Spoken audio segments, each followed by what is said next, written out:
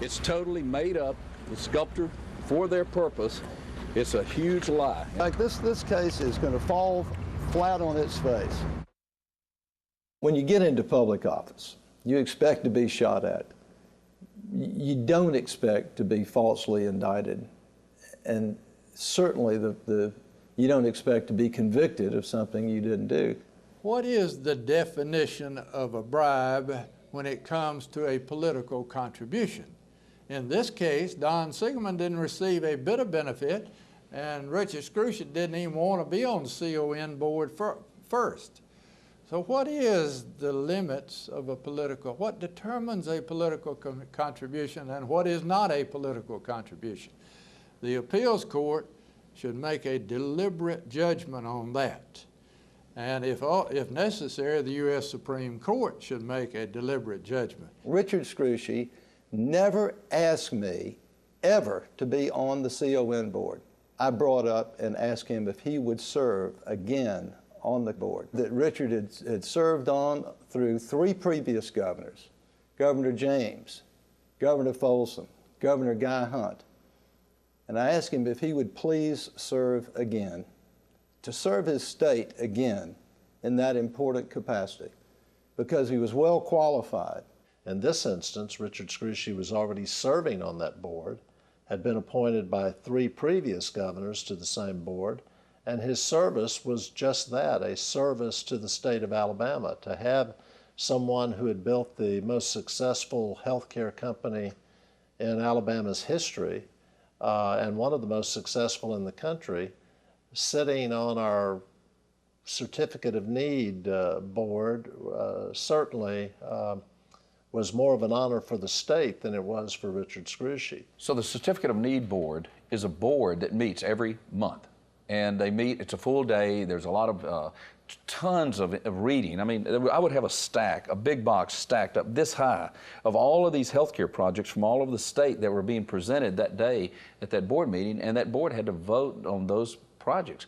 Well, I had all of that I wanted because I had served under 3 other governors. I got another governor trying to get me to do it. And I told him, I don't want to do that. I don't have time to do it. Please don't make me do it. He says, no, you got to understand. I want this to be the best CON board that we've ever had. I want this to be the best we can give the state of Alabama. The problem with it from the United States perspective was that it was given in exchange for a promise for an official act. Richard Scrushy told me personally that he did not want to serve on the CON board. I told him at the time, if you don't want to serve on the CON board, then find somebody else that can do a good job. Go down and talk to Governor Siegelman and brief him on that and make that recommendation. He did that, but Governor Siegelman wanted Richard Scrushy to serve on the board. He reluctantly agreed to do so. Richard Scrushy's team of lawyers called several witnesses to the stand who worked with Scrushy on the state Certificate of Need Review Board.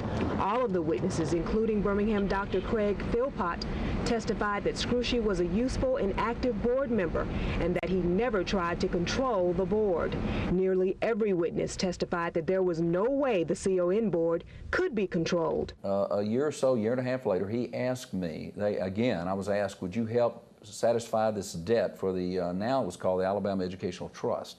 The Democratic Party had some debt associated with the lottery campaign, and I said, well, we'll see what we can do. The lottery had already been defeated. The referendum had been defeated, so it wasn't about supporting the lottery. It was about retiring a debt that the party had relative to their campaign for that purpose of the educational lottery.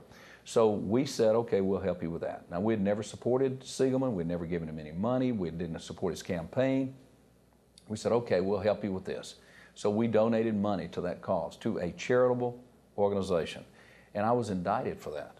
We heard information come out of the court implying that Richard Scrushy somehow did something wrong by contributing to the Alabama Education Lottery Foundation, and that Don Siegelman somehow did something wrong by asking him for that contribution. The money that Richard Scrushy raised at the request of the governor was for the purpose of funding a legitimate government purpose of the get out the vote and have the people of Alabama in the form of a referendum express their opinion as to whether they wanted a lottery or they didn't want a lottery. And that was done with the use of some charitable organizations, the Lottery Foundation, and that's where the contributions were made. Never anything directly to Governor Siegelman or really for his benefit. If you give a campaign contribution to an office holder or to an individual running for office or to a legally constituted foundation, under the United States government's theory in the Middle District Federal Court of Alabama, that is a thing of value. And then if later that office holder or that individual who is the candidate wins and then subsequently appoints you with no time frame, appoints you or someone that you designate to a board, even though that may not benefit you personally, directly or indirectly, it is then up to a jury to determine if that was a possible bribe that you gave. That simply is not the law.